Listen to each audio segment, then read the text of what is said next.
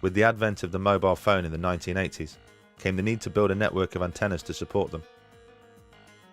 Since then, the telecom companies have erected over 5 million mobile phone masts around the world.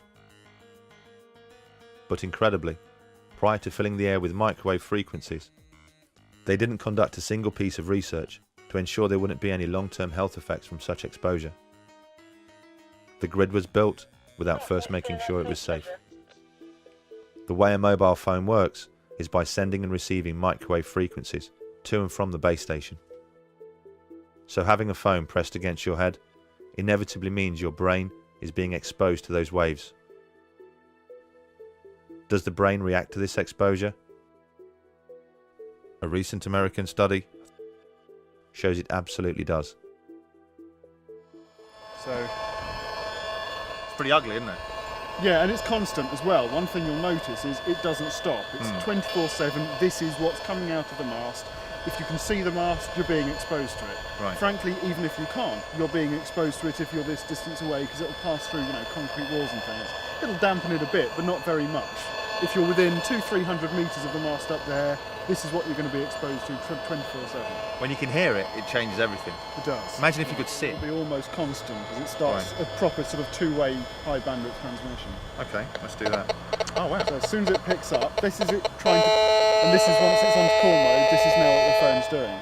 And that's waves going from my phone to the base station and then being transmitted from there. And that's it's picked up. That's horrible. And that's basically what your phone's transmitting into your head all the time that you've got it operational and you're using it for phone. And it'd be the equivalent of sort of, seeing a daily smog. Yeah.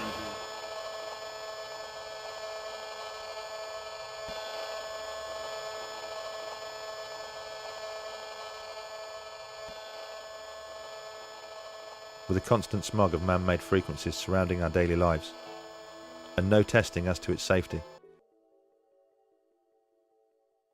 In 2011, the World Health Organization changed the danger rating of mobile phones, reclassing it as possibly carcinogenic to humans,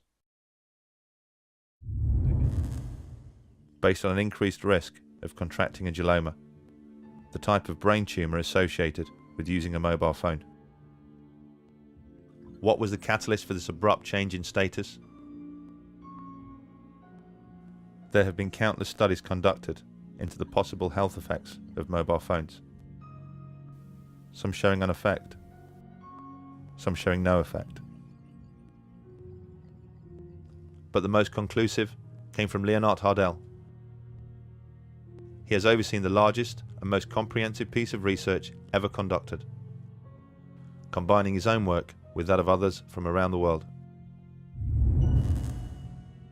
From the early 1990s, they have investigated the phone habits of more than 2,000 people from around the world.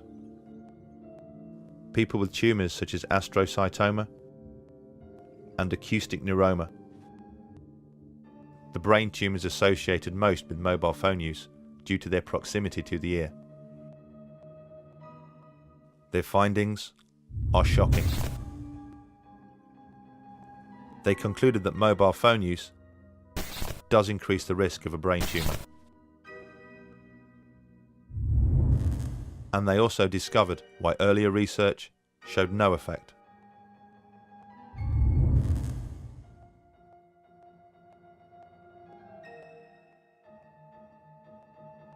At the beginning of the 1900s, childhood leukemia was a medical rarity.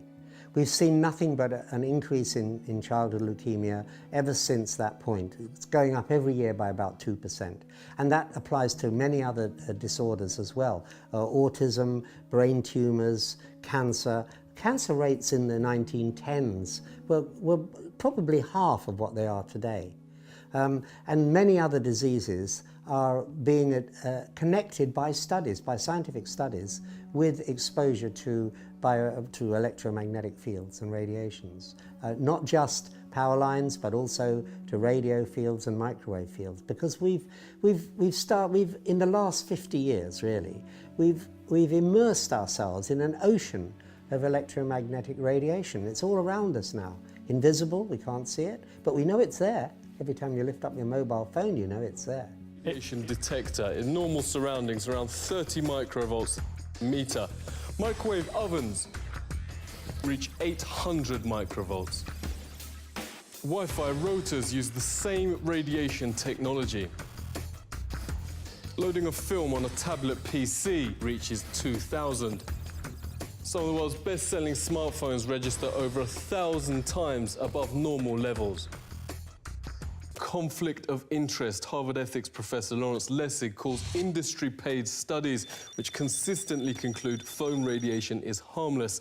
Independent scientists, meanwhile, overwhelmingly find the most serious problems, from DNA damage, 3 times lower sperm counts, 290% more brain tumours, autism and birth defects. As this film is being made, 4G technology is being rolled out around the world. To accommodate this, the ceiling levels are being increased. Wi-Fi is in almost every single home, school and business, surrounding us constantly. Deck phone technology is the norm in almost every single household. At a time when the industries responsible should be displaying caution, they are displaying a reckless disregard for our long-term health. Money talks. And they are about as likely to develop a conscience as the tobacco industries did. If there's going to be a change, it's not going to come from them. It's going to have to come from us. We just need to open our eyes and see the problem.